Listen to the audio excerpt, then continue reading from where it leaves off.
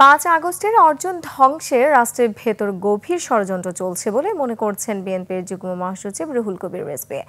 গাজীপুরের রাজবাড়ী মাঠে মহানগর বিএনপির সদস্য সংগ্রহ ও ফর্ম বিতরণ কর্মসূচিতে জাতীয় নাগরিক পার্টির শাপলা প্রতীকের দাবির সমালোচনা করে রিজভী বলেন, ধানের শীষ বিএনপির জন্মের আগের প্রতীক, শাপলা না দিলে শীষ থাকবে না এমন বক্তব্য অযৌক্তিক। এতে ঐক্যের গতি ব্যাহত হচ্ছে, সুযোগ নিচ্ছে গণতন্ত্র হত্যাকারী শক্তি।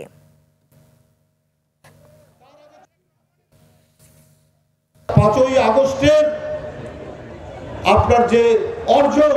এই অর্জনকে ব্যর্থ করে দিয়ে যারা ২৪ লক্ষ কোটি টাকা বিদেশে পাচার করেছে, যারা নিজের সন্তান, ছেলে মেয়ে, ভাগ্না ভাগ্নির জন্য যারা প্লটের পর প্লট নিয়েছে, কি পূর্বাচল, কি উত্তরা, কি ঢাকার বিভিন্ন জায়গায়